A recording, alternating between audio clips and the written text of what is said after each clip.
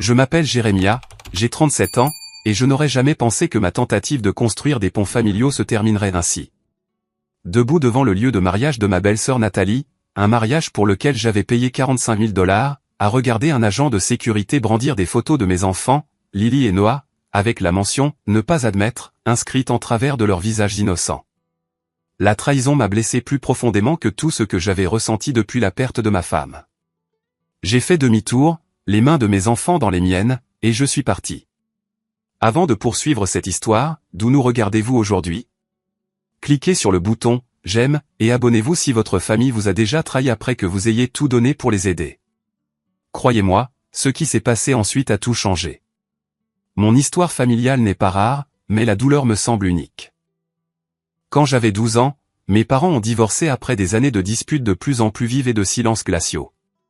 Papa a déménagé, me laissant avec maman dans notre maison de banlieue du Massachusetts. 2 ans plus tard, quand j'avais 14 ans, papa a annoncé qu'il se remariait. Véronica semblait assez gentille au début, polie, bien habillée, toujours souriante. Elle avait une fille, Nathalie, qui avait 6 ans lorsque nos parents se sont mariés. Dès le début, l'intégration de nos familles a été difficile. Nathalie, de manière compréhensible, a eu du mal à s'adapter. C'était une enfant dont le monde avait été bouleversé. Et soudain, elle avait un demi-frère adolescent qui représentait un autre changement qu'elle n'avait pas demandé. J'ai essayé de créer un lien avec elle. Vraiment. Je lui proposais de jouer à des jeux, de l'aider avec ses devoirs, et j'ai même assisté à ses événements scolaires quand papa ne pouvait pas y aller. Mais Nathalie a clairement fait savoir qu'elle me voyait comme un concurrent, pas comme un membre de la famille. « Maman t'aime plus que moi », m'a-t-elle accusé une fois, alors qu'elle avait environ 8 ans. J'en avais 16 à l'époque, concentré sur mes dossiers d'inscription à l'université et mon travail à temps partiel dans le magasin de technologie locale. « Ce n'est pas vrai », lui ai-je dit. « Ta mère t'aime plus que tout. » « Alors pourquoi dit-elle toujours que je devrais être plus comme toi ?» a rétorqué Nathalie, les larmes aux yeux. Je ne savais pas quoi répondre à ça. Je n'avais pas demandé à Véronica de nous comparer, et cela me mettait mal à l'aise de penser qu'elle le faisait. Au fil des ans, je me suis plongé dans mes études. J'ai eu la chance de recevoir une bourse complète au MIT où j'ai étudié l'informatique et le commerce. Ces années universitaires ont été intenses mais enrichissantes. Je me suis fait de vrais amis pour la première fois. Des gens qui m'appréciaient pour qui j'étais plutôt que de me voir comme un inconvénient ou un concurrent. Mon colocataire Marcus est devenu mon ami le plus proche, le frère que je n'ai jamais eu par le sang. Quand je rentrais à la maison pendant les vacances, la dynamique ne s'était pas améliorée. Nathalie, maintenant adolescente, reconnaissait à peine ma présence. Véronica faisait des commentaires comme « Tu vois, Nathalie ? Jérémia a eu une bourse parce qu'il étudie. Peut-être que tu devrais suivre son exemple. » Je grimaçais intérieurement, sachant que ces comparaisons ne faisaient qu'approfondir le fossé entre nous. Papa essayait de maintenir la paix, mais tenait rarement tête à Véronica. Elle essaie juste de la motiver, disait-il quand je mentionnais à quel point ces comparaisons me mettaient mal à l'aise. En plus, tu es une bonne influence. Après avoir obtenu mon diplôme, j'ai décroché un emploi dans une start-up technologique prometteuse à Boston. À 25 ans, j'ai épousé Elisabeth, ma petite amie de l'université, qui travaillait comme graphiste. Nous étions jeunes, amoureux et excités à l'idée de construire notre avenir ensemble. 2 ans plus tard, notre fille Lily est née, suivie de notre fils Noah quand Lily avait 3 ans. La vie semblait parfaite, jusqu'à ce qu'elle ne le soit plus. Quand Noah n'avait qu'1 an et Lily 4, Elisabeth a commencé à souffrir de violents maux de tête. Ce que nous pensions être du stress ou peut-être des migraines s'est avéré être une tumeur cérébrale agressive. Moins de 6 mois après le diagnostic, j'ai perdu l'amour de ma vie, me laissant veuf avec 2 jeunes enfants qui ne comprenaient pas pourquoi maman ne rentrait pas à la maison. Ces quelques années qui ont suivi ont été les plus difficiles de ma vie. J'ai jonglé entre la parentalité solo et ma carrière de plus en plus exigeante. J'avais alors créé ma propre entreprise de logiciels, développant des solutions de sécurité pour les entreprises. L'entreprise a connu une croissance régulière, exigeant plus de montants juste au moment où mes enfants avaient le plus besoin de moi. Rachel, la sœur d'Elisabeth, est devenue ma bouée de sauvetage. Elle a déménagé dans un appartement voisin et m'a aidé avec la garde des enfants pendant que je travaillais. Sans elle, je ne suis pas sûr de comment nous aurions survécu à ces premières années de deuil. Pendant cette période, ma relation avec ma belle famille est restée compliquée. Véronica a offert des condoléances superficielles à la mort d'Elisabeth, mais a fait peu d'efforts pour aider avec les enfants. Nathalie, alors à l'université, n'a même pas assisté aux funérailles, prétextant que ses examens étaient trop importants pour les manquer. 3 ans après la mort d'Elisabeth, mon entreprise a été rachetée par une plus grande société de technologie pour une somme qui signifiait la sécurité financière pour ma famille. J'étais soudainement riche, bien que la réussite ait un goût amer sans Elisabeth pour la partager. Je suis resté en tant que consultant exécutif, ce qui m'a donné plus de flexibilité pour être présent pour Lily et Noah. C'est à ce moment-là que les choses avec ma belle famille ont changé. Soudain, Véronica appelait plus souvent. Papa a commencé à suggérer des réunions de famille, et Nathalie, qui n'avait auparavant montré aucun intérêt à être ma sœur, a commencé à parler de moi comme de son frère qui a réussi, à ses amis. Je n'étais pas naïf. Je comprenais que ce changement avait plus à voir avec mon compte en banque qu'avec un véritable désir de connexion. Pourtant, pour le bien de mon père, et parce que je voulais que mes enfants aient une famille élargie, j'ai prudemment renoué le contact.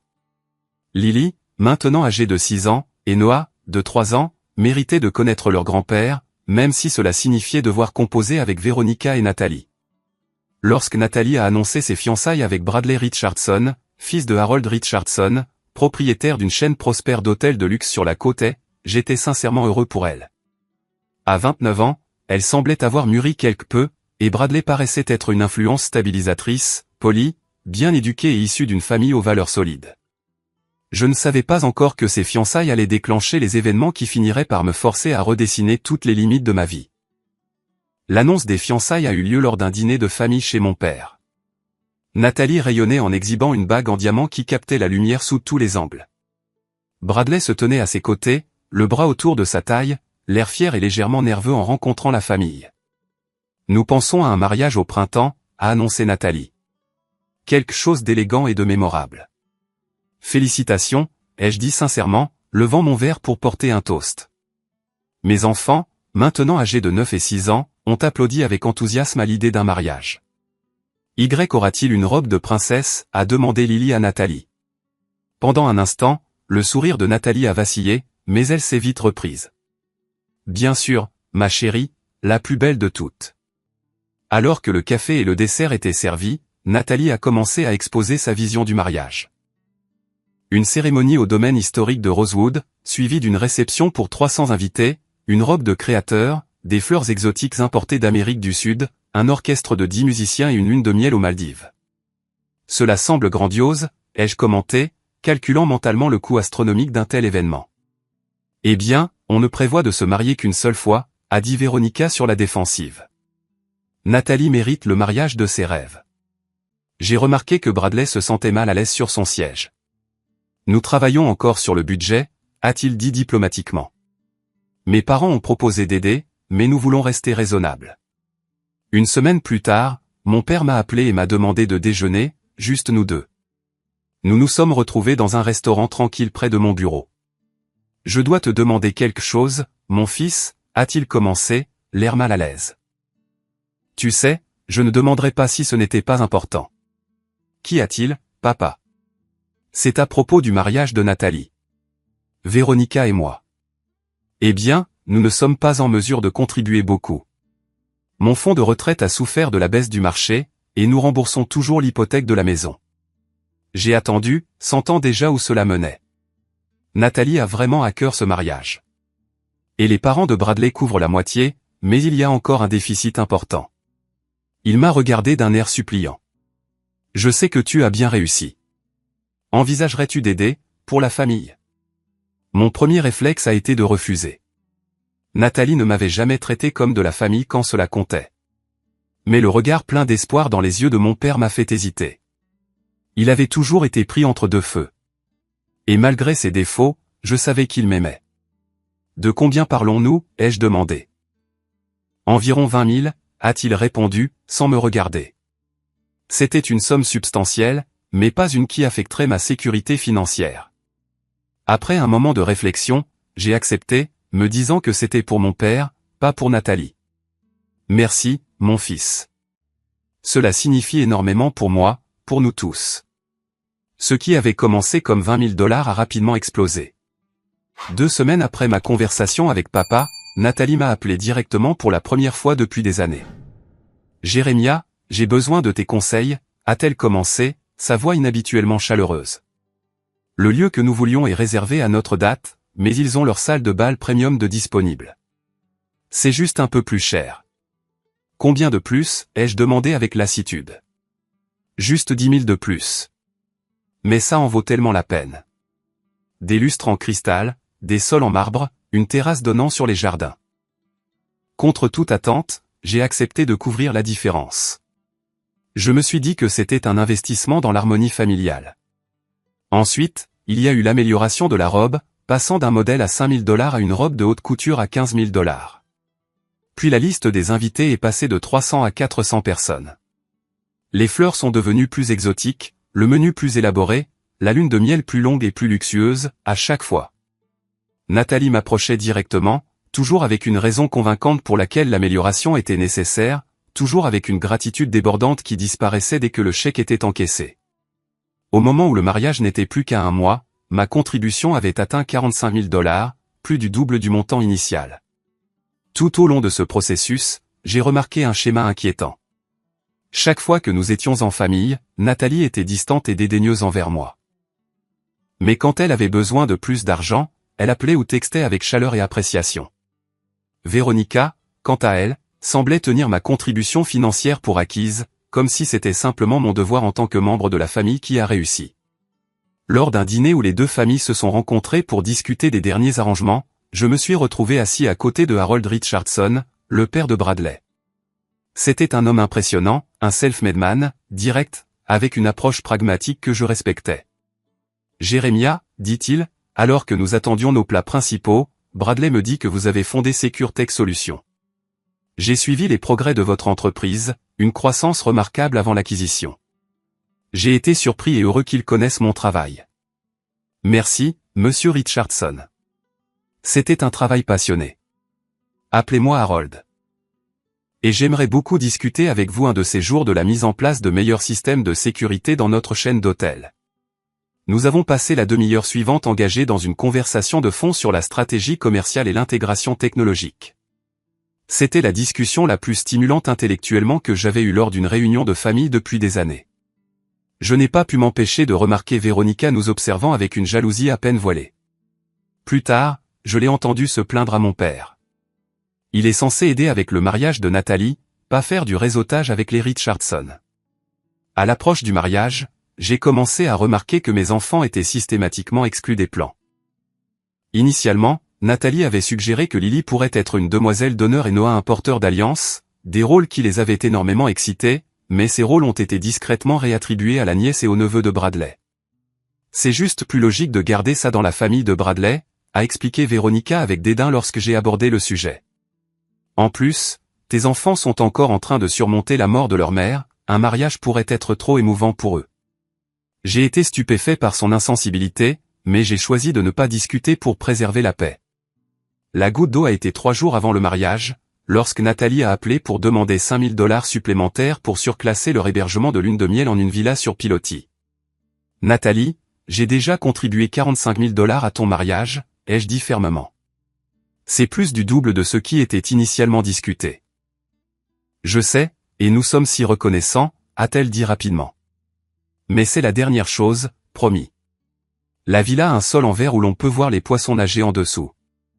C'est une expérience unique dans une vie. Contre toute logique, j'ai transféré l'argent, portant ma contribution totale à 50 000 $. La veille du mariage, lors du dîner de répétition, je me suis senti de plus en plus malvenu. J'étais assis à une table éloignée de la fête principale, alors que même des parents éloignés de Véronica avaient une place de choix. Mes enfants n'étaient pas du tout invités au dîner de répétition, avec l'explication que c'est vraiment juste pour le cortège nuptial. En partant, j'ai surpris une conversation entre Nathalie et Véronica dans le couloir, devant les toilettes. Elles ne m'ont pas vu dans le coin. « Es-tu sûr de ça ?» demandait Nathalie. « Il a payé la moitié du mariage. »« Fais-moi confiance », a répondu Véronica. « Ces enfants vont faire une scène. Ils sont trop jeunes pour rester assis tranquillement pendant une cérémonie. En plus, veux-tu vraiment les avoir sur toutes tes photos de mariage ?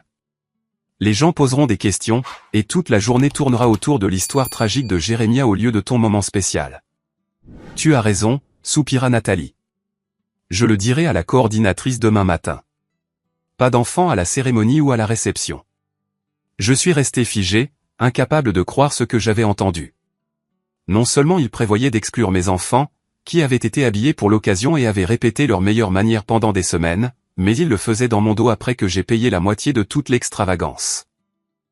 Je suis rentré chez moi dans un état de choc et de colère, incertain de la marche à suivre, mais certain qu'une ligne avait été franchie qui ne pouvait être effacée. Le matin du mariage de Nathalie s'est levé, clair et lumineux, une journée de printemps parfaite qui démentait la tempête émotionnelle qui couvait en moi. J'avais à peine dormi, tiraillé entre confronter Nathalie sur ce que j'avais entendu et simplement ne pas assister au mariage du tout. Mais à la fin, j'ai décidé de tenir bon, pour le bien de mon père. Et parce que je ne voulais pas apprendre à mes enfants qu'il est acceptable de rompre ses engagements, même quand on est en colère. J'ai aidé Lily à enfiler sa robe bleu pâle avec sa ceinture de satin, ses cheveux sombres arrangés en boucles soignées qu'elle insistait pour dire qu'elle ressemblait à celle d'une princesse. Noah s'agitait pendant que j'ajustais son petit nœud papillon, ses cheveux blonds fraîchement coupés la veille. Y aura-t-il du gâteau, papa, a demandé Noah pour la 5e fois ce matin-là, son esprit de 6 ans focalisé sur les desserts de la réception. Oui, mon grand. Il y aura certainement du gâteau, les jeux assurés en forçant un sourire. Et vous deux, vous devez vous souvenir de vos meilleures manières aujourd'hui. C'est un jour important pour tante Nathalie. Je sais, papa, a dit Lily solennellement. Je me suis entraîné à rester assise sans bouger pendant 30 minutes entières hier. Mon cœur s'est serré devant leur innocence et leur sérieux. Ils n'avaient aucune idée qu'ils étaient sur le point d'être blessés par les personnes même qui auraient dû les accueillir comme de la famille. Alors que nous nous dirigions vers le domaine de Rosewood, j'ai reçu un texto de mon père. Nous sommes assis au 3e rang du côté de la mariée. On vous a gardé des places. Cela m'a donné un peu d'espoir que peut-être Nathalie et Véronica avaient reconsidéré leur plan cruel. Peut-être avaient-elles réalisé à quel point il serait blessant d'exclure 2 enfants qui avaient déjà vécu une perte profonde dans leur jeune vie. Nous sommes arrivés au domaine, un manoir tentaculaire avec des jardins manucurés et une extension de salle de bal nouvellement construite qui brillait de fenêtres sous le soleil de fin de matinée. Des voituriers prenaient les voitures des invités, et des serveurs offraient du champagne et du cidre pétillant sur des plateaux d'argent près de l'entrée. On dirait un château, a murmuré Lily, les yeux écarquillés d'émerveillement. Main dans la main avec mes enfants, je me suis approché de la grande entrée où un agent de sécurité en smoking vérifiait les noms sur une liste d'invités. Quand notre tour est venu, j'ai donné mon nom avec confiance. Jérémia et ses enfants. L'agent a parcouru sa liste, puis a levé les yeux en fronçant les sourcils. Il s'est écarté et a murmuré quelque chose à un autre membre du personnel de sécurité qui a disparu brièvement à l'intérieur. Quand il est revenu, il portait ce qui ressemblait à un dossier. Monsieur Hay, vous êtes sur la liste. Mais le premier agent a ouvert le dossier et l'a tourné vers moi. À l'intérieur se trouvaient des photographies imprimées de Lily et Noah, des photos d'école de début d'année. Sur chaque photo, en gros marqueur rouge, étaient inscrits les mots « ne pas admettre ». Le monde a semblé s'arrêter. J'ai senti un sifflement dans mes oreilles alors que le sang martelait dans mes veines. Il doit y avoir une erreur, ai-je réussi à dire, conscient que mes enfants se tenaient à côté de moi, ne comprenant pas encore ce qui se passait. Je suis désolé, monsieur, a dit l'agent, l'air visiblement mal à l'aise. Mademoiselle Nathalie a été très spécifique. Vous êtes le bienvenu, mais vos enfants ne sont pas autorisés à l'intérieur du site. J'ai baissé les yeux vers Lily et Noah, qui commençaient à sentir que quelque chose n'allait pas. La lèvre inférieure de Lily tremblait légèrement alors qu'elle se serrait contre moi. « Papa, qu'est-ce qui se passe ?» a-t-elle demandé d'une petite voix. À ce moment-là, la rage et le chagrin se sont heurtés en moi. J'ai sorti mon téléphone et j'ai essayé d'appeler mon père et Véronica. Aucune réponse des deux. J'ai même essayé le téléphone de Nathalie, bien que je sache qu'elle était probablement occupée par les préparatifs d'avant-cérémonie. Directement sur la messagerie vocale. Alors que nous étions là, incertains de quoi faire, j'ai remarqué Harold et Diana Richardson s'approcher de l'intérieur. Ils avaient apparemment été témoins de l'échange et étaient venus enquêter. « Jérémia, est-ce que tout va bien ?» a demandé Harold, l'air préoccupé. Je ne voulais pas créer de scène ni gâcher la journée de Nathalie, malgré sa cruauté. Il semble y avoir une certaine confusion concernant la présence de mes enfants, ai-je dit prudemment. Harold a regardé le dossier toujours entre les mains de l'agent, et son expression s'est assombrie. Puis-je voir ça, a-t-il demandé à l'agent, son ton ne laissant aucune place au refus. Après avoir examiné les photos et le message haineux qui y était inscrit, Harold a levé les yeux vers moi, un choc sincère dans le regard. Je n'en avais aucune idée, a-t-il dit doucement. C'est inacceptable. Mais le mal était fait. Mes enfants avaient vu leurs propres photos marquées comme des criminels, et Lily pleurait maintenant en silence, tandis que Noah avait l'air confus et effrayé. Je ramène mes enfants à la maison, ai-je dit fermement. Veuillez transmettre mes regrets à mon père. Bien sûr, a dit Harold, l'air troublé. Ce n'est pas juste, Jérémia. J'ai fait demi-tour, j'ai pris les mains de mes enfants et je suis retourné à la voiture avec toute la dignité que je pouvais rassembler. Aucun des deux enfants n'a parlé pendant que je les attachais. Le trajet du retour a été rempli d'un silence si lourd qu'il semblait pressé contre ma poitrine. Pourquoi tante Nathalie ne voulait-elle pas de nous à son mariage, a finalement demandé Lily, sa voix petite et blessée. Parfois, les adultes prennent de mauvaises décisions, ai-je répondu prudemment. Mais ça n'a rien à voir avec vous deux. Vous n'avez rien fait de mal. On a fait quelque chose de mal, a insisté Noah. Pas du tout. Ce sont des affaires de grands qui n'ont rien à voir avec vous. Je m'appelle Jérémia, j'ai 37 ans, et je n'aurais jamais pensé que ma tentative de construire des ponts familiaux se terminerait ainsi. Debout devant le lieu de mariage de ma belle-sœur Nathalie, un mariage pour lequel j'avais payé 45 000 $, à regarder un agent de sécurité brandir des photos de mes enfants, Lily et Noah, avec la mention « Ne pas admettre » inscrite en travers de leurs visages innocents. La trahison m'a blessé plus profondément que tout ce que j'avais ressenti depuis la perte de ma femme. J'ai fait demi-tour, les mains de mes enfants dans les miennes, et je suis parti. Après quelques heures de normalité forcée, mon téléphone a sonné. L'écran affichait un numéro que je ne reconnaissais pas, Jérémia est à l'appareil, ai-je répondu professionnellement. Jérémia, c'est Harold Richardson. Sa voix était sèche et formelle. Je pensais que vous devriez savoir que le mariage est annulé. J'ai failli laisser tomber le téléphone. Quoi? Après votre départ, j'ai parlé à Bradley de ce qui s'est passé. Il n'avait aucune idée des instructions de sécurité concernant vos enfants. Quand il l'a découvert, et quand je l'ai informé de l'ampleur de votre contribution financière à cet événement, il a confronté Nathalie.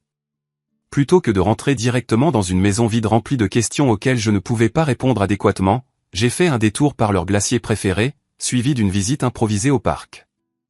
J'ai essayé de me concentrer sur la création d'une expérience positive pour éclipser le rejet, mais mon esprit revenait sans cesse à ces photos avec leurs messages cruels.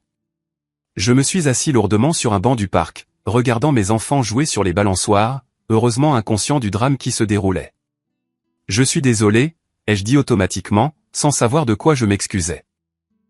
Ne le soyez pas, a répondu fermement Harold. Vous n'avez rien à vous excuser. J'appelle parce que Nathalie, Véronica et votre père vous cherchent actuellement. Ils sont en route pour votre maison, aussi. Quelle était l'expression? Régler ce gâchis. J'ai fermé les yeux brièvement. Merci de me le faire savoir. Une dernière chose, a ajouté Harold, sa voix devenant froide. Ils sont en route pour votre maison pour supplier. N'ouvrez pas la porte. Ils ne méritent pas votre pardon. Pas aujourd'hui. Après avoir raccroché, je suis resté assis à regarder mes enfants pendant quelques minutes de plus, traitant ce qui venait de se passer. Le mariage pour lequel j'avais payé 50 000 $, qui avait causé des semaines de stress et de blessures, était annulé. Une partie de moi se sentait vengée que la cruauté de Nathalie ait été exposée. Mais une autre partie se sentait profondément triste pour toutes les personnes impliquées. Mon père, Bradley, même Nathalie elle-même, dont le jour spécial était maintenant ruiné, en grande partie à cause de ses propres actions. Finalement, j'ai appelé mon ami Marcus et lui ai brièvement expliqué la situation. Il a immédiatement proposé de prendre les enfants pour une soirée pyjama avec ses propres enfants, me donnant de l'espace pour gérer la confrontation inévitable. Merci, mon pote, ai-je dit avec gratitude. Je viendrai les chercher demain matin. Prends ton temps, m'a assuré Marcus. Et Jérémia, souviens-toi, tu n'as pas causé ça. Tu as été plus que généreux avec des gens qui ne l'ont pas apprécié. Après avoir déposé les enfants chez Marcus avec des sacs de nuit préparés à la hâte à partir de nos fournitures d'urgence dans la voiture, je suis enfin rentré chez moi, me préparant à tout ce qui allait suivre. La maison semblait inhabituellement silencieuse à mon retour. J'ai traversé les pièces, allumant les lumières à l'approche du soir, ressentant un étrange mélange d'émotions. La colère, la blessure, le soulagement que mes enfants soient à l'abri du drame, et un sentiment croissant de résolution que les choses devaient changer. Le premier appel est arrivé alors que je préparais du café dans la cuisine. Le nom de mon père s'est affiché à l'écran. Je l'ai laissé aller à la messagerie vocale. Puis Véronica a appelé, puis mon père à nouveau. J'ai mis mon téléphone en silencieux et je me suis assis à l'îlot de la cuisine, sirotant mon café et essayant d'organiser mes pensées. Quand j'ai finalement vérifié mes messages 1 heure plus tard, il y avait 7 messages vocaux et 16 textos. Les messages vocaux passaient du confus « Où es-tu ? Le mariage est retardé et tout le monde te cherche », de mon père à l'accusateur, « Comment as-tu pu gâcher le jour spécial de Nathalie comme ça ?» de Véronica, jusqu'à Nathalie elle-même, pleurant et incohérente à propos de Bradley la quittant devant l'hôtel. Les textos racontaient une histoire similaire de crise croissante, aucun ne reconnaissant la cause réelle, l'exclusion délibérée de mes enfants d'un événement que j'avais largement financé. Je réfléchissais à la manière de répondre quand la sonnette a retenti. J'ai vérifié le flux de ma caméra de sécurité sur mon téléphone et j'ai vu ce que je redoutais. Nathalie, toujours dans sa robe de mariée, maintenant quelque peu débraillée. Bradley, l'air mal à l'aise mais présent. Mon père, la main sur l'épaule de Nathalie. Et Véronica, debout un peu à l'écart, les bras croisés sur la défensive. J'ai pris la décision de ne pas répondre. Pas encore. J'avais besoin qu'ils comprennent que les actions ont des conséquences, et qu'ils ne pouvaient pas simplement exiger un pardon immédiat. La sonnette a retenti à nouveau, suivie de coups. Puis la voix de mon père a appelé à travers la porte. « Jérémia, s'il te plaît. Nous devons parler de ce qui s'est passé. » C'était un malentendu. Je suis resté silencieux, me déplaçant vers la fenêtre de mon salon d'où je pouvais les voir sur le porche, mais où ils ne pouvaient pas facilement me voir à travers les voilages. « C'est ridicule », ai-je entendu Véronica dire. « Il n'est manifestement pas à la maison. Nous perdons notre temps. »« Il est à la maison », a insisté Nathalie, la voix chargée de larmes. « Sa voiture est dans le garage. Je l'ai vue. » Plus de coups, plus d'appels à mon nom. J'ai observé la façade d'unité familiale sur mon porche commencer à se fissurer sous la tension. « C'est de ta faute ?» Nathalie s'est soudainement retournée contre Véronica, sa voix s'élevant. « C'était ton idée de bannir les enfants. »« Ne me mets pas tout sur le dos », a rétorqué Véronica. « Tu as convenu que c'était nécessaire. Tu as dit toi-même que tu ne voulais pas que ces enfants fassent une scène ou détournent l'attention de toi. Je ne l'aurais jamais fait si j'avais su que ça me coûterait Bradley. » Nathalie sanglotait maintenant, son maquillage soigneusement appliqué créant des traînées sombres sur son visage. Mon père a essayé d'intervenir. « S'il vous plaît, vous deux. Ça n'aide pas. Nous devons nous excuser auprès de Jérémia et trouver comment arranger ça. »« Arranger ça » a ricané Véronica. « C'est ton fils qui a parlé de l'argent au père de Bradley. Il a délibérément saboté la relation de Nathalie. » J'ai senti une vague de colère. Je n'avais pas dit un mot à Harold sur ma contribution financière. Il avait dû le découvrir d'une autre manière. Bradley, qui était resté silencieux jusqu'à présent, a enfin parlé. Ce n'est pas ce qui s'est passé, et vous le savez.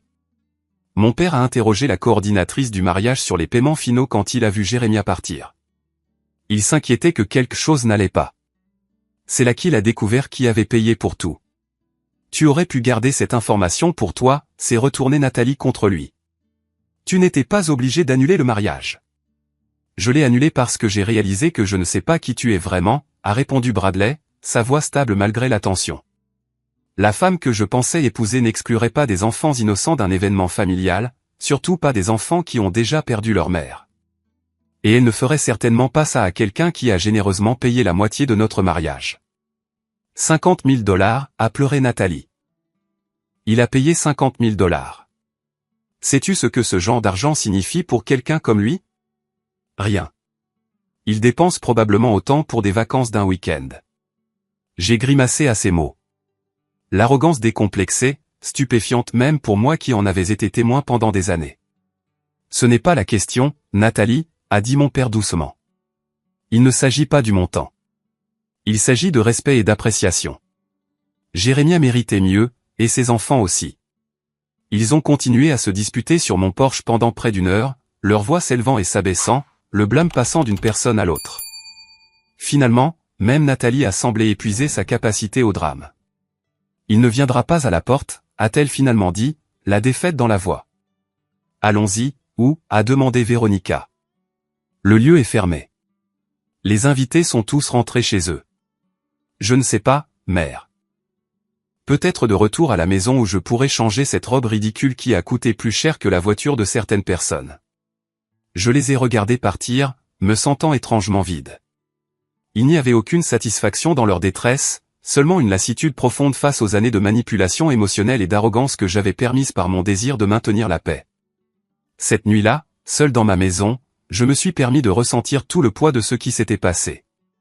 J'ai pleuré pour la première fois depuis des années, non seulement pour la blessure d'aujourd'hui, mais pour toutes les fois où j'avais compromis mon propre bien-être, et maintenant la sécurité émotionnelle de mes enfants, dans la quête d'une approbation de la part de personnes incapables de la donner. Le matin, j'ai vérifié mes emails et j'ai trouvé un message de Bradley. Jérémia, je veux m'excuser personnellement pour ce qui s'est passé hier. Je n'avais aucune idée des arrangements financiers pour le mariage. Nathalie m'avait dit que ses parents couvraient leur part. Je n'avais également aucune connaissance des instructions concernant vos enfants jusqu'à ce que mon père me le signale. Je suis profondément désolé pour la douleur que cela a causé à vous et à votre famille. Bien que je tienne à Nathalie, je ne peux pas construire une vie avec quelqu'un qui traiterait sa famille de cette manière. J'espère que vous comprenez que ce n'est pas ainsi que ma famille se comporte, et je vous souhaite, à vous et à vos enfants, tout le meilleur. Sincèrement, Bradley. C'était un message gracieux de la part de quelqu'un pris dans une situation difficile. J'ai apprécié son honnêteté et j'ai répondu brièvement, l'assurant que je n'avais aucun ressentiment envers lui ou sa famille. Plus tard dans la matinée, Harold Richardson a de nouveau appelé. « J'espère que vous allez bien aujourd'hui », a-t-il dit quand j'ai répondu. « Aussi bien que possible », ai-je répondu honnêtement. « Je pensais ce que j'ai dit hier sur la mise en œuvre de vos solutions de sécurité dans notre chaîne d'hôtels, a poursuivi Harold.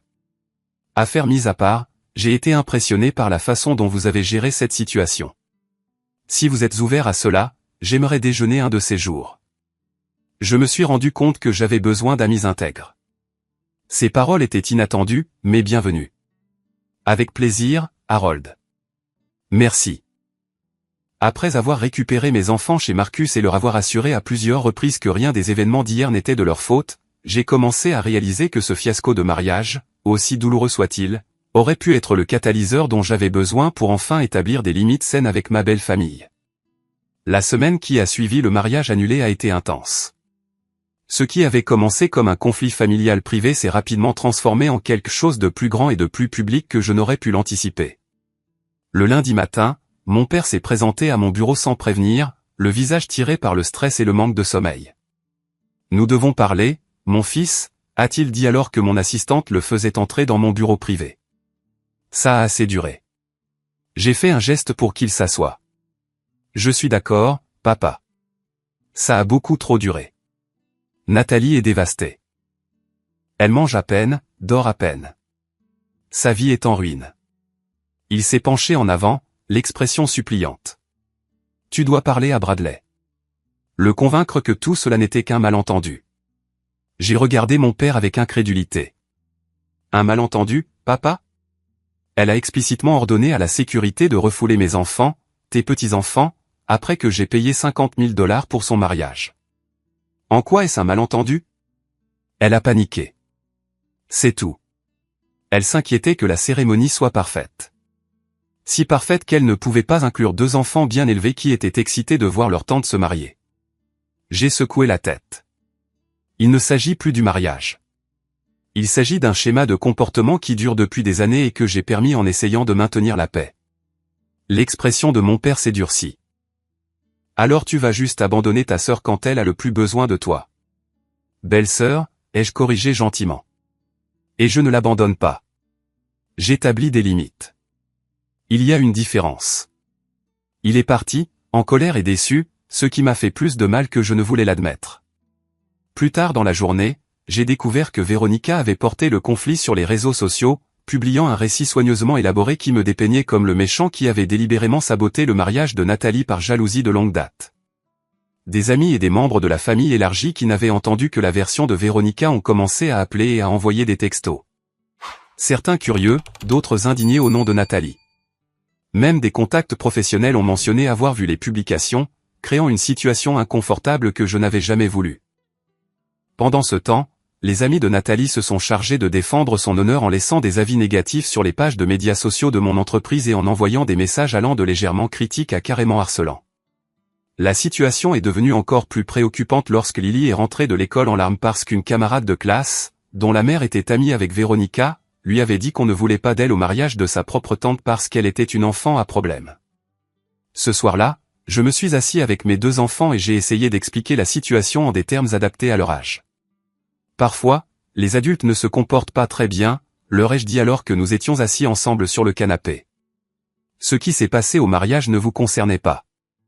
C'étaient des adultes qui prenaient de mauvaises décisions. Mais pourquoi tante Nathalie ne voulait-elle pas de nous là-bas? A persisté Lily. Son esprit de 9 ans essayant de donner un sens au rejet. Tante Nathalie était très concentrée sur le fait d'avoir une journée parfaite, à sa manière, ai-je expliqué prudemment. Mais cela ne rend pas son choix acceptable. C'était mal de vous exclure. Et beaucoup de gens, y compris Bradley et ses parents, ont convenu que c'était mal. Noah m'a regardé avec des yeux sérieux. C'est pour ça qu'ils ne se sont pas mariés? À cause de nous? Non, mon grand, ai-je dit fermement en le serrant contre moi. Ils ne se sont pas mariés parce que Bradley a réalisé que Nathalie n'était pas gentille ou prévenante envers sa famille. Cela n'avait rien à voir avec vous et tout à voir avec les choix de tante Nathalie. La conversation a aidé, mais je pouvais voir que les 2 enfants étaient encore en train de digérer la blessure. Après avoir consulté Rachel, j'ai pris des dispositions pour qu'il rencontre une thérapeute familiale spécialisée dans l'aide aux enfants pour gérer les émotions complexes et les dynamiques familiales. Le docteur Jennifer Morris était chaleureuse et engageante, établissant rapidement un rapport avec Lily et Noah. Après leur première séance, elle a demandé à me parler en privé. Vos enfants sont remarquablement résilients, m'a-t-elle dit. Mais ils portent beaucoup de confusion quant à leur place dans la famille élargie. Lily en particulier semble avoir intériorisé certains messages sur le fait d'être trop ou de gêner. Ces mots m'ont brisé le cœur. Que puis-je faire pour les aider? Continuez d'être la présence constante et aimante que vous êtes clairement, a conseillé le docteur Morris. Mais réfléchissez également à la quantité de contact avec votre belle-mère et votre belle-sœur qui est saine en ce moment. Les enfants sont perspicaces, ils savent quand quelqu'un ne les accueille pas vraiment. Ces conseils ont confirmé ce que je pensais déjà. Il était temps d'être plus sélectif dans les interactions familiales, en donnant la priorité au bien-être émotionnel de mes enfants plutôt qu'au maintien des apparences. La situation s'est encore envenimée lorsque j'ai reçu une lettre du lieu du mariage exigeant le paiement des frais d'annulation. Selon leur contrat, le solde restant plus une pénalité substantielle était due, que l'événement ait eu lieu ou non.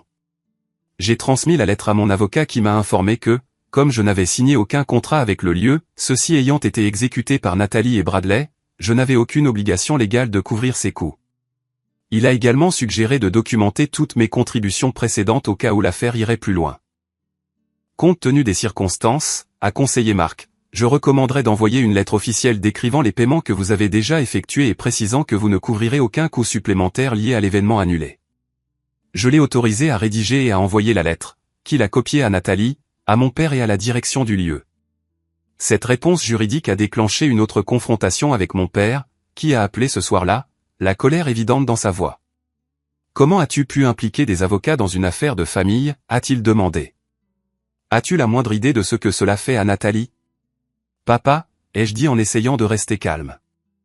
J'ai déjà contribué 50 000 $ à un mariage qui n'a pas eu lieu à cause des choix de Nathalie et Véronica. Je ne suis pas légalement responsable des frais d'annulation, et je ne me laisserai pas manipuler pour les payer. Il ne s'agit pas de l'argent pour toi, m'a-t-il accusé. Il s'agit de punir Nathalie. Non, il s'agit de conséquences, ai-je corrigé. Les actions ont des conséquences. Je ne punis personne. Je ne fais que ne pas protéger Nathalie des résultats naturels de ses décisions. Il y eut une longue pause avant que mon père ne reprenne la parole, sa voix plus basse et plus contrôlée. Je dois te dire quelque chose, Jérémia. Quelque chose dont je ne suis pas fier. Mon estomac s'est noué d'appréhension. J'étais au courant du plan d'exclure tes enfants, a-t-il admis. Véronica et Nathalie en ont discuté avec moi la semaine avant le mariage. Je ne les ai pas arrêtés. Je pensais que tu ne le découvrirais jamais, que tu déposerais les enfants chez Rachel pour la journée et que tu viendrais seul. Ces mots m'ont frappé comme un coup physique. Tu savais, et tu n'as rien dit. J'essayais de maintenir la paix, a-t-il dit, reprenant l'expression même que j'avais utilisée pour justifier mon propre comportement permissif au fil des ans. Je ne voulais pas contrarier Nathalie avant son mariage. Alors, tu étais prêt à blesser tes petits-enfants à la place. La douleur dans ma voix était audible. Je ne le voyais pas comme ça à l'époque, a-t-il dit doucement. Je vois maintenant à quel point j'avais tort. Après une longue et douloureuse conversation, mon père a livré ce qui ressemblait à un ultimatum. Jérémia, je sais que des erreurs ont été commises de tous les côtés, mais la famille, c'est la famille. Si tu ne peux pas trouver dans ton cœur de pardonner à Nathalie et d'aller de l'avant, je ne sais pas comment nous pourrons continuer comme avant. Peut-être que nous ne le pouvons pas, papa, ai-je répondu doucement. Peut-être que nous ne le devrions pas. L'appel s'est terminé sans résolution, me laissant avec la lourde prise de conscience que l'établissement de limites saines pourrait signifier la perte de relations que j'avais passé des années à essayer de préserver. Au milieu de cette crise familiale, j'ai reçu un soutien inattendu des parents de Bradley. Diana Richardson a envoyé un magnifique arrangement de fleurs avec une note exprimant son admiration pour la façon dont je gérais une situation difficile avec dignité. Harold a appelé pour prendre de mes nouvelles et m'a invité à le rejoindre pour une partie de golf au cours de laquelle il a partagé la sagesse de ses propres expériences avec des dynamiques familiales difficiles. Encore plus surprenant a été le nombre de membres de la famille élargie qui m'ont contacté en privé pour exprimer leur soutien après avoir entendu l'histoire complète. La sœur de ma mère, tante Patricia, que je n'avais pas vue depuis des années, a appelé pour dire qu'elle avait toujours été préoccupée par la dynamique avec Véronica et Nathalie. Ta mère serait fière de toi de protéger tes enfants, m'a-t-elle dit, me faisant monter les larmes aux yeux. Elle s'inquiétait toujours que Richard, ton père, soit trop disposé à ignorer les mauvais comportements pour le bien de l'harmonie. Alors que les choses semblaient se stabiliser dans une détente précaire, Nathalie s'est présentée chez moi sans prévenir un samedi après-midi alors que les enfants étaient à la maison.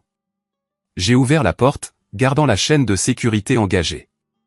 Nathalie, ce n'est pas le bon moment, ai-je dit fermement. S'il te plaît, Jérémia, a-t-elle supplié, son visage montrant des signes du tumulte émotionnel qu'elle avait vécu. J'ai besoin de te parler. Bradley ne répond pas à mes appels. Le lieu menace de me poursuivre en justice. Mes amis commencent à poser des questions auxquelles je ne peux pas répondre. Je suis désolé que tu traverses ça, ai-je dit sincèrement. Mais mes enfants sont à la maison, et après ce qui s'est passé, je ne pense pas qu'il soit approprié que tu sois ici. Oncle Jerry, la voix de Noah est venue de derrière moi. Qui est à la porte? Avant que je puisse répondre, Nathalie a appelé, Noah, c'est tante Nathalie. Peux-tu dire à ton papa de me laisser entrer? J'ai besoin de lui parler. Je me suis retourné pour voir mes deux enfants debout dans le couloir, les yeux écarquillés.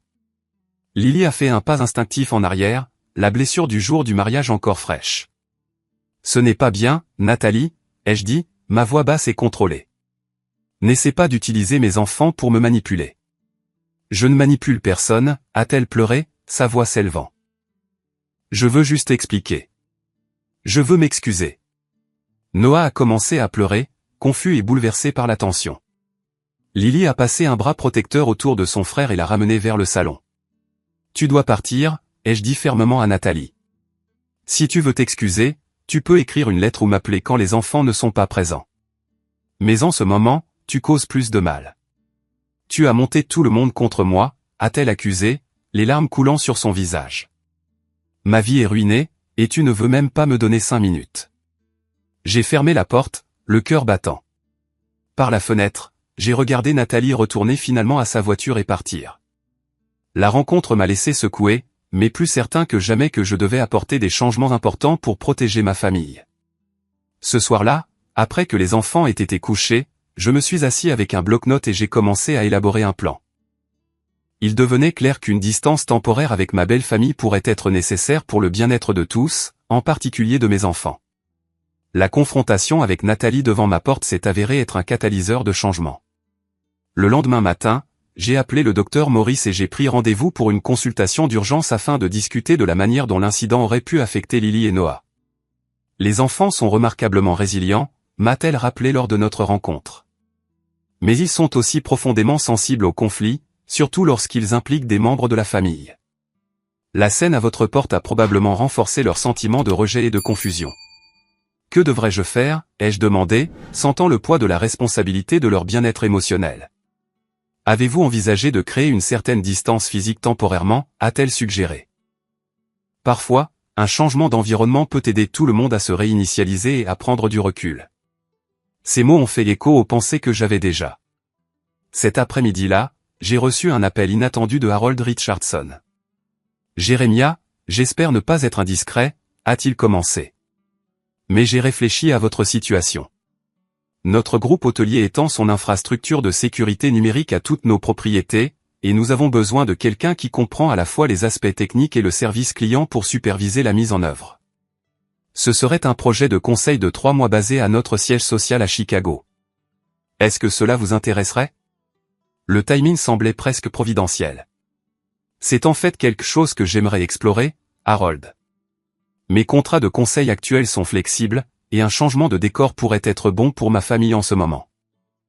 Excellent, a répondu Harold, l'air satisfait. Je demanderai à mon équipe de vous envoyer les détails. Et Jérémia. Notre logement d'entreprise comprend des appartements familiaux avec une excellente sécurité, au cas où cela serait une considération. Je l'ai remercié, appréciant sa compréhension pleine de tact de ma situation sans avoir besoin d'en discuter explicitement. Quand j'ai abordé l'idée d'un déménagement temporaire avec Lily et Noah, leurs réactions ont été mitigées. Noah était excité par l'aventure de vivre dans une nouvelle ville, tandis que Lily avait plus de réserve. Et l'école? Et tante Rachel, a-t-elle demandé avec anxiété. Ton école a accepté de te laisser suivre des cours à distance pendant un trimestre, ai-je expliqué. Et tante Rachel pense que c'est une bonne idée pour nous de prendre un peu de temps. Elle pourrait même venir nous rendre visite à Chicago. Est-ce que grand-père sera triste? A demandé Noah, son jeune visage sérieux. La question m'a transpercé le cœur. Malgré tout, ils se souciaient toujours de leur grand-père. Grand-père va nous manquer, ai-je dit honnêtement. Mais parfois, les familles ont besoin d'un peu d'espace pour régler les choses. Ce n'est pas pour toujours. Alors que les préparatifs de notre déménagement temporaire progressaient, je me suis concentré sur la transition la plus douce et positive possible pour les enfants. Nous avons recherché des activités amusantes à Chicago, trouvé un appartement familial dans un immeuble sécurisé près d'un parc, et organisé l'expédition de leurs jouets et livres préférés. La veille de notre départ prévu, mon père s'est présenté à la maison sans prévenir. Tu fuis, m'a-t-il accusé dès que j'ai ouvert la porte, emmenant mes petits-enfants à l'autre bout du pays sans même en discuter avec moi. Je ne fuis pas, papa, ai-je répondu calmement. J'accepte un poste de consultant temporaire qui a l'avantage de nous donner à tous un peu d'espace pour digérer ce qui s'est passé. C'est aussi la maison de Véronica et Nathalie, a-t-il argumenté. Tu ne peux pas t'attendre à ce qu'elles disparaissent de nos vies à cause d'une seule erreur. Ce n'était pas une seule erreur, ai-je corrigé gentiment. C'était le point culminant d'années de manque de respect et d'arrogance, et je ne m'attends pas à ce qu'elles disparaissent. Je m'attends à ce qu'elles assument la responsabilité de leurs actes et démontrent un changement sincère avant d'avoir à nouveau accès à mes enfants. L'expression de mon père s'est légèrement adoucie. Il me manque, Jérémia. Et tu me manques. Le père que je pensais avoir me manque aussi, ai-je admis. Celui que je croyais qui protégerait toujours ses petits-enfants, même si cela signifiait tenir tête à sa femme et à sa belle-fille. Nous avons parlé pendant près de 2 heures, plongeant plus profondément dans les dynamiques familiales que nous ne l'avions jamais fait auparavant. Mon père a révélé ses propres insécurités concernant son second mariage, sa peur de se retrouver seul s'il défiait Véronica trop directement, et sa culpabilité de ne pas avoir été plus présent pendant mon enfance. J'ai essayé de compenser mon échec avec ta mère en rendant Véronica heureuse, a-t-il avoué. Mais ce faisant, je t'ai laissé tomber, toi et tes enfants. Je le vois maintenant. Bien que la conversation ait été douloureuse, elle a semblé être le premier échange honnête que nous ayons eu depuis des années. Nous n'avons pas tout résolu, mais nous sommes parvenus à une fragile entente. Ce temps de séparation serait utilisé pour la réflexion et la croissance de tous les côtés, pas simplement comme une punition. En partant, mon père m'a serré fort dans ses bras. Prends soin de ses enfants, a-t-il dit, la voix rauque d'émotion. Et prends soin de toi. Tu es un meilleur père que je ne l'ai jamais été. J'ai appris de bonnes choses de toi aussi, papa, l'ai-je assuré. Le pensant, malgré tout. Le dernier jour en ville, alors que je finalisais les arrangements de l'emballage, la sonnette a retenti. J'ai ouvert pour trouver Bradley debout sur mon porche, seul. « Bradley » ai-je dit, surpris. « Je ne m'attendais pas à te voir. »« J'espère que ça ne te dérange pas que je sois passé » a-t-il dit, l'air mal à l'aise mais déterminé. « Je voulais te parler avant que tu ne partes. Marcus a mentionné que tu déménageais temporairement. Je l'ai invité à entrer, curieux de savoir ce qui l'avait amené à ma porte. Je voulais que tu saches que Nathalie et moi, c'est officiellement terminé, a-t-il dit une fois que nous étions assis dans le salon. J'ai essayé de surmonter ce qui s'est passé, de comprendre sa perspective, mais finalement j'ai réalisé que je ne pouvais pas faire confiance aux fondations de notre relation. Je suis désolé, ai-je dit, et je le pensais. Ce n'est pas une décision facile à prendre. La plus difficile que j'ai jamais prise, a-t-il admis. Mais la bonne. Et il y a autre chose. Il a mis la main dans sa veste et en a sorti une enveloppe. J'avais accès à l'un de nos comptes joints où une partie des fonds du mariage était déposée. Voici $10 000, un remboursement partiel de ta contribution. J'aimerais que ce soit plus. J'ai été stupéfait par le geste. Bradley, tu n'es pas obligé de faire ça. Si, a-t-il insisté. Ce qui s'est passé n'était pas juste. Mes parents m'ont élevé en croyant que le caractère compte par-dessus tout, et je veux faire ce que je peux pour rendre cette situation un peu moins injuste. Après le départ de Bradley, je suis resté assis, tenant l'enveloppe, réfléchissant aux alliés inattendus que cette situation douloureuse avait révélés. Des personnes intègres s'étaient montrées par leurs actions, pas seulement par leurs paroles. La première semaine à Chicago a été un tourbillon d'installation, de mise à l'aise des enfants dans leur nouvelle maison temporaire et d'établissement de routine. L'appartement d'entreprise que Harold avait arrangé était spacieux et accueillant, avec une vue sur la ville qui fascinait Noah et un petit balcon-jardin que Lily a immédiatement revendiqué comme son coin lecture. Mon travail avec le groupe hôtelier Richardson était stimulant de la meilleure des manières, utilisant mon expertise technique tout en m'introduisant dans une nouvelle industrie. Harold s'est avéré être non seulement un employeur juste, mais aussi un mentor précieux, partageant une sagesse commerciale accumulée au fil des décennies de construction de son entreprise, d'un seul hôtel à une chaîne internationale. Alors que nous nous adaptions à notre nouvelle vie temporaire, j'ai remarqué des changements positifs chez les enfants. Loin de la tension et du drame de notre situation familiale, ils semblaient plus légers, plus joueurs.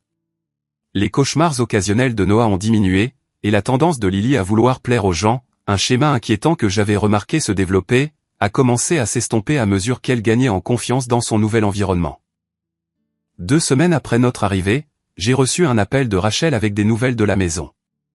Nathalie raconte aux gens que tu as kidnappé les enfants pour la punir, a-t-elle rapporté, la colère évidente dans sa voix. Elle joue la victime auprès de quiconque veut bien l'écouter. J'ai soupiré, déçu mais pas surpris. Est-ce que cela te cause des problèmes? Je suis désolé que tu sois prise au milieu de tout ça. Ne t'inquiète pas pour moi, m'a assuré Rachel. La plupart des gens qui connaissent toute l'histoire ne croient pas à sa version. Je pensais juste que tu devais être au courant. Plutôt que de m'engager avec les accusations de Nathalie, je me suis concentré sur la construction de notre vie à Chicago. Nous avons découvert des parcs, des musées et des pizzerias préférées. Les enfants ont commencé à se faire des amis avec d'autres enfants de l'immeuble. J'ai établi des liens avec des collègues qui sont rapidement devenus des amis. 1 mois après notre arrivée, j'ai reçu un email inattendu de Véronica. L'objet était simplement « Je suis désolé ». Le message était bref mais contenait quelque chose que je n'avais jamais reçu de ma belle-mère auparavant, des excuses sincères. J'ai beaucoup réfléchi, écrivait-elle. Mon comportement au mariage de Nathalie et dans les années qui ont précédé était inexcusable. J'ai donné la priorité aux apparences plutôt qu'aux gens et j'ai blessé des enfants innocents dans le processus. Je ne m'attends pas au pardon, mais je voulais que tu saches que je reconnais le mal que j'ai causé. J'ai commencé à voir un thérapeute pour comprendre pourquoi j'ai agi de cette manière et comment faire mieux. J'ai lu l'email plusieurs fois, cherchant les sous-entendus manipulateurs que j'attendais de Véronica, mais il semblait étonnamment sincère. J'ai rédigé une réponse prudente, reconnaissant ses excuses sans faire de promesses pour l'avenir. J'apprécie ton honnêteté, ai-je répondu. Cela a été une période douloureuse pour tout le monde, en particulier pour Lily et Noah. Je suis heureux que tu cherches de l'aide pour comprendre tes actions. Quant à l'avenir, je pense que nous avons tous besoin de temps et d'espace. Toute réconciliation devra se faire lentement, avec des limites claires et le respect du bien-être émotionnel des enfants. Alors que notre deuxième mois à Chicago progressait, je me suis retrouvé à développer de nouvelles amitiés qui semblaient plus saines et plus authentiques que beaucoup de mes relations précédentes. Diana Richardson m'a présenté à un groupe de bénévoles communautaires qui travaillaient avec des enfants défavorisés, ce qui m'a donné une perspective sur mes propres défis familiaux. Grâce au programme de bénévolat, j'ai rencontré Sophie, une infirmière pédiatrique dont la sagesse calme et la gentillesse sincère envers mes enfants et moi-même étaient rafraîchissantes. Ce qui a commencé comme une conversation informelle lors d'événements bénévoles a progressivement évolué vers des cafés et finalement des dîners lorsque Rachel venait et restait avec les enfants. Lily et Noah ont immédiatement adopté Sophie, appréciant sa manière directe et la façon dont elle leur parlait avec respect plutôt qu'avec condescendance. Elle avait le don d'écouter leurs préoccupations sans jugement, une qualité que j'appréciais de plus en plus. Alors que notre déménagement temporaire touchait à sa fin, Harold m'a proposé de prolonger mon contrat de 3 mois supplémentaires. Le projet se déroulait bien, et les enfants s'étaient magnifiquement adaptés à leur vie à Chicago. Après mûre réflexion et des conversations avec Lily et Noah, nous avons décidé de rester jusqu'à la fin de l'été, nous donnant à tous plus de temps pour guérir et grandir avant de potentiellement retourner aux dynamiques de la maison. La distance et le temps avaient apporté une clarté que je n'attendais pas. J'ai réalisé combien d'énergie j'avais dépensé au fil des ans à essayer de gagner l'approbation de personnes incapables de la donner librement. Cette énergie pouvait maintenant être dirigée vers la construction d'une vie centrée sur des liens authentiques et un respect mutuel. 1 an après le jour désastreux du mariage de Nathalie, nous sommes rentrés à la maison avec une nouvelle perspective et des limites plus solides. L'expérience douloureuse avait finalement conduit à des relations authentiques et à une compréhension plus profonde de ce que signifie vraiment la famille. Notre retour à la maison après près de 6 mois à Chicago a été comme entrer dans une pièce familière où tous les meubles avaient été subtilement réarrangés. Tout semblait identique en surface, mais les dynamiques sous-jacentes avaient considérablement changé. J'ai rencontré mon père dans un lieu neutre, un café tranquille à mi-chemin entre nos maisons, pour notre première conversation en personne depuis notre départ. Les mois de séparation l'avaient visiblement vieilli. De nouvelles rides sillonnaient son visage, et ses cheveux semblaient plus gris que dans mon souvenir. La maison a été trop silencieuse sans toi et les enfants, a-t-il admis après que nous ayons échangé des salutations quelque peu maladroites. C'est bon de te voir, papa, ai-je dit sincèrement. Comment vas-tu? Au cours des 2 heures suivantes, mon père s'est ouvert plus honnêtement qu'il ne l'avait fait depuis des années. Il m'a parlé de son adhésion à un groupe de soutien pour les hommes aux prises avec des conflits familiaux, de la thérapie de couple qu'il avait commencé avec Véronica, et de ses tentatives d'établir des limites plus saines avec Nathalie. J'ai encouragé son sentiment de tout du tout de sa vie, a-t-il reconnu, fixant sa tasse de café.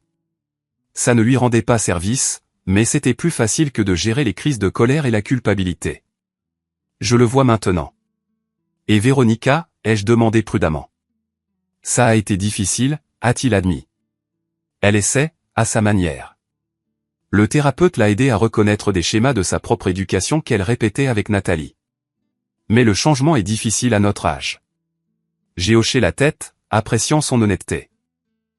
Et Nathalie, as-tu été en contact avec elle? Elle a touché le fond après votre départ, a expliqué mon père. Bradley te rendant cet argent a été la goutte d'eau.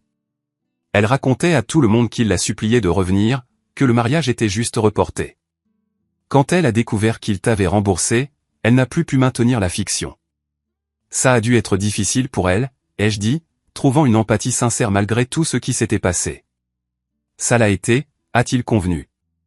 Mais parfois, nous devons toucher le fond avant de pouvoir commencer à remonter. Elle a perdu son emploi, et retourné vivre à la maison pendant un certain temps. Ce n'était pas joli. Mais il y a environ 3 mois, quelque chose a changé. Elle a commencé une thérapie de son propre chef, non pas parce que nous l'y avons poussée, mais parce qu'elle le voulait. Elle travaille à temps partiel dans un refuge pour animaux local. C'est la première fois de sa vie qu'elle s'accroche à quelque chose de difficile sans attendre de récompense. J'ai été surpris par ce développement. La Nathalie que je connaissais avait toujours pris le chemin le plus facile, s'attendant à ce que les autres lui ouvrent la voie. C'est une bonne nouvelle, ai-je dit prudemment. Elle aimerait s'excuser auprès de toi et des enfants, s'est aventuré mon père. Quand vous serez prêt. Sans pression. J'ai apprécié sa reconnaissance du fait que nous aurions besoin de temps. J'y penserai. Mais papa, j'ai besoin que tu comprennes quelque chose d'important. Toute relation avec Nathalie à l'avenir se fera selon mes conditions, avec des limites claires pour protéger mes enfants. Il passe en premier, toujours. Je comprends, a-t-il dit solennellement. Et pour ce que ça vaut, je respecte ça. Il m'a fallu trop de temps pour réaliser que ma première responsabilité aurait dû être de te protéger, pas de garder Véronica heureuse à tout prix. Dans les semaines qui ont suivi, nous avons établi une nouvelle routine. Mon père venait une fois par semaine, passant du temps avec Lily et Noah sans la présence de Véronica ou Nathalie. Ces visites étaient initialement quelque peu tendues, mais sont progressivement devenues plus confortables à mesure que les enfants voyaient leur grand-père faire des efforts constants. 3 mois après notre retour, j'ai accepté une rencontre soigneusement contrôlée avec Nathalie. Nous nous sommes retrouvés dans un parc, un territoire neutre, où les enfants pouvaient jouer à portée de vue, mais hors de portée de voix pendant que nous parlions. La Nathalie qui s'est approchée de moi cet après-midi ensoleillé ne ressemblait guère physiquement à la mariée arrogante qui avait interdit à mes enfants l'accès à son mariage. Fini les cheveux parfaits et les vêtements de créateur, remplacés par une simple queue de cheval et une tenue décontractée. Mais la différence la plus frappante était dans son comportement. L'agressivité défensive avait cédé la place à une présence plus calme et plus réfléchie. « Merci d'avoir accepté de me voir », a-t-elle commencé, sa voix dépourvue de son habituelle théâtralité. « Je sais que tu avais toutes les raisons de refuser. »« Je crois aux secondes chances », ai-je répondu simplement. « Mais je crois aussi aux conséquences et aux limites. » Nathalie a hoché la tête, jetant un coup d'œil vers le terrain de jeu où Lily poussait Noah sur une balançoire. J'ai travaillé avec ma thérapeute pour comprendre pourquoi je vous ai traité, toi et tes enfants, de la manière dont je l'ai fait. Ce n'est pas une excuse, mais j'ai réalisé à quel point mon comportement découlait du sentiment d'avoir été remplacé lorsque ma mère a épousé ton père. J'étais si jeune et soudain, il y avait cet adolescent qui était meilleur en tout, qui avait l'attention de ma mère. Je n'ai jamais voulu te remplacer, Nathalie, ai-je dit doucement. J'essayais juste de trouver ma propre place dans une famille recomposée. Je le sais maintenant, a-t-elle reconnu. Mais pendant des années, je me suis convaincu que tu étais l'ennemi. C'était plus facile que de gérer mes propres insécurités. Elle a fait une pause, regardant les enfants jouer. Ce que j'ai fait au mariage était impardonnable. Je comprendrai si tu ne peux jamais vraiment me faire confiance à nouveau. Mais je suis désolé, sincèrement désolé pour la douleur que j'ai causée.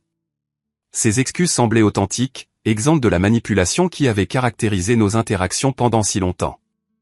Je n'ai pas offert un pardon immédiat, mais j'ai exprimé mon appréciation pour sa volonté d'assumer ses responsabilités. Où allons-nous à partir d'ici ? A-t-elle finalement demandé. Lentement, ai-je répondu honnêtement. Toute relation avec mes enfants nécessitera des efforts constants au fil du temps et le respect de mes limites. Ils ont été blessés, et je ne permettrai pas que cela se reproduise. Je comprends, a-t-elle dit doucement. J'aimerais essayer, si tu me le permets. Au cours de l'année suivante, Nathalie a démontré un changement progressif mais significatif. Elle a commencé par de petits gestes constants, des cadeaux d'anniversaire appropriés pour les enfants, une communication respectueuse avec moi, un intérêt sincère pour leurs activités. Elle a accepté sans se plaindre lorsque j'ai insisté pour que ses premières interactions avec Lily et Noah soient supervisées et limitées. La transformation de Véronica a été moins spectaculaire, mais tout de même significative. Bien qu'elle ne soit jamais devenue la figure de grand-mère chaleureuse et attentionnée que les enfants auraient pu souhaiter, elle a appris à faire preuve de respect et de considération. Notre relation est restée quelque peu formelle, mais l'hostilité sous-jacente s'était dissipée. Pendant cette période de reconstruction familiale, ma vie personnelle s'est épanouie de manière inattendue. Sophie, l'infirmière pédiatrique que j'avais rencontrée à Chicago, a accepté un poste dans un hôpital de notre région, permettant à notre relation de se poursuivre et de s'approfondir. Sa patience face aux dynamiques familiales complexes et son affection sincère pour mes enfants ont fait d'elle une partenaire inestimable alors que nous naviguions les défis de la construction d'une famille recomposée sur des bases plus saines. Les enfants l'adoraient, en particulier Lily, qui a trouvé en Sophie un modèle féminin alliant force et compassion d'une manière qui a aidé à guérir certaines des blessures laissées par la perte de sa mère à un si jeune âge. Ma relation professionnelle avec Harold Richardson a évolué en une véritable amitié et finalement en un partenariat commercial. Son mentorat m'a aidé à étendre mon cabinet de conseil en sécurité sur de nouveaux marchés, créant une carrière plus stable et flexible qui m'a permis de donner la priorité au temps en famille. Quant à Bradley, nous avons maintenu une relation cordiale à distance. Il a finalement déménagé à Seattle pour un nouveau départ, envoyant occasionnellement de brèves nouvelles ou des cartes de vœux. J'ai été sincèrement heureux lorsque, 2 ans après le fiasco du mariage, il m'a écrit pour me dire qu'il avait rencontré quelqu'un de nouveau, une personne gentille et authentique qui valorisait les liens familiaux. Un dimanche après-midi chaud, 3 ans après le mariage qui n'a jamais eu lieu, j'ai organisé un barbecue dans mon jardin.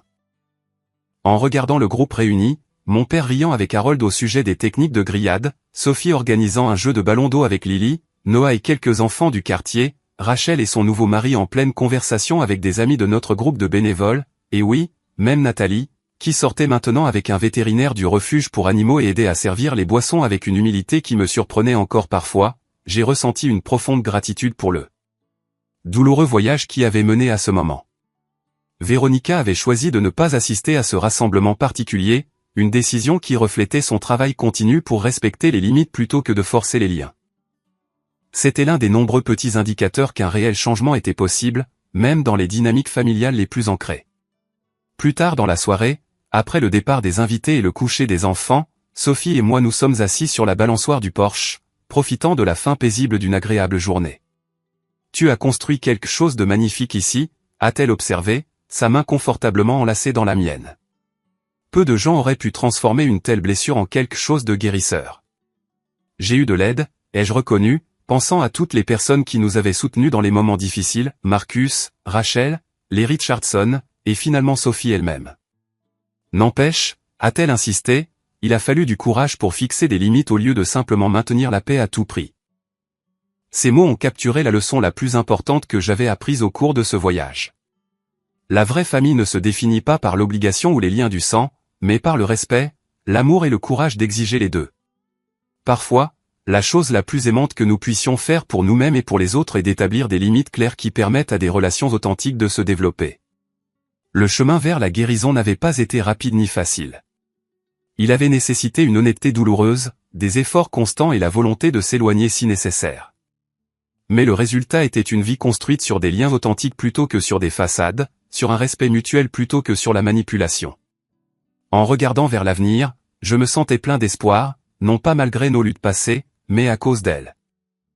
Nous avions tous grandi en force en affrontant des vérités difficiles et en faisant le travail inconfortable du changement. Mes enfants apprenaient des leçons précieuses sur l'estime de soi et les relations saines qui leur serviraient tout au long de leur vie. La trahison du jour du mariage, qui avait semblé si dévastatrice, avait finalement été le catalyseur pour construire quelque chose de bien plus précieux que n'importe quelle célébration soigneusement orchestrée aurait pu l'être, une famille définie par l'authenticité plutôt que par les apparences, et des relations assez solides pour affronter à la fois la célébration et le conflit. Quels défis familiaux avez-vous rencontrés qui ont finalement conduit à un changement positif ? Avez-vous déjà dû établir des limites difficiles avec des êtres chers ? Partagez vos expériences dans les commentaires ci-dessous et n'oubliez pas d'aimer, de vous abonner et d'activer la cloche de notification pour ne jamais manquer une autre histoire. Merci d'avoir écouté mon parcours et rappelez-vous, parfois les moments les plus difficiles de nos vies mènent aux plus belles transformations. Jusqu'à la prochaine fois, prenez soin de vous. No, estaba muy difícil. ¿Habían cosas buenas sí, en esa mina como de aldeano? No pude ver nada. La mosca me pegó crítico. Me encontré unas runas que están bastante... No sé, no sé Pero si no, son no, buenas, la no verdad. sé dónde van las runas, weón. Yo no ni idea. Las runas se las ponen hasta los armas. Las que O tienen al... engarce. ¿Qué? Mis pantalones tienen para engarzar 4 cosas. Sí, sí. Pero después no creo que no se pueden mejorar. Cuidado. Vamos. Hay que dormir. Ah.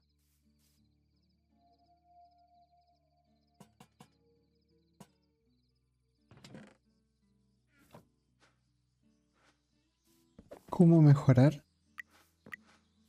Es que yo... O sea... Mira, imagínate que yo puse unas guías ahí y yo ni siquiera he visto las guías, po. O sea, vi No, algunas. yo tampoco. Mágico, drenaje de salud por golpe de ataque. Uy, este está buenísimo. Ah, pero depende. Te las podéis poner en arma, en armadura y en joyería. Sí. Regeneración de salud. Oh, no, está no. La runa ano está buenísima, ¿eh? Pero después creo que... O sea, sí creo que se pueden sacar, pero no sé... Ahí se las puse. A ver. Entonces sí, sí, po. ¿Cómo habría? Sí. ¿Qué más tengo? Hay algo mágico, fuerza de curación. No, eso no. Salud. Esto sí. Eh, Mm, aumento de escudo mágico. Mm, mm, mm. No, no sé. ¿Qué? Check. Ahí ¿Qué tenía supuestamente uno? le puse dos nomás. Ah, pero O no se los sea, podéis sacar, ¿o no? ni idea. Pero igual el pantalón de... No sé, pues mira. Me salió esto, mira. Tengo ese. ¿Dónde se fue? ¿Me lo robaste, culiao? Devuélvelo. General, ve. Toma, ahí está. Oh, ¿y está? Tengo una ¿Qué? guadaña de la penetración. Sí, sí. Mira, mira. ¿Pica? Épica.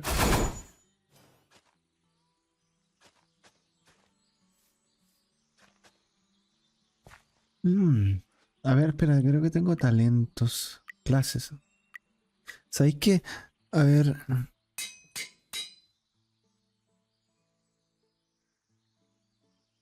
Ah, me encontré un sartén. No sé para qué sirve.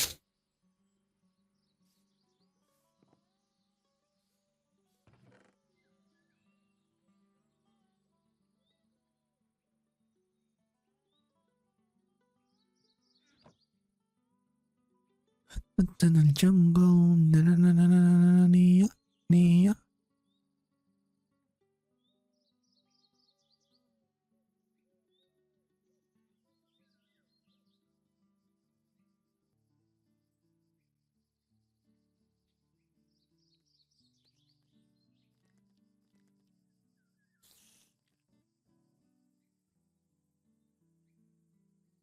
¿No puedo poner? Mm, ¿y esto qué? Daño de rayo. Ah, a ver. Mm. Ah.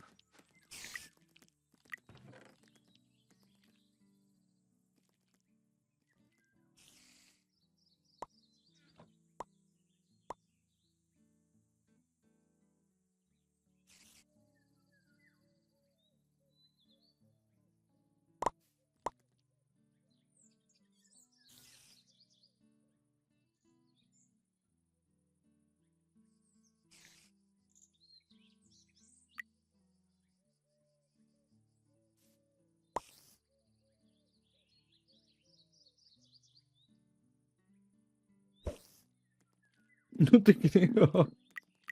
Mira lo que invoqué. Espérame.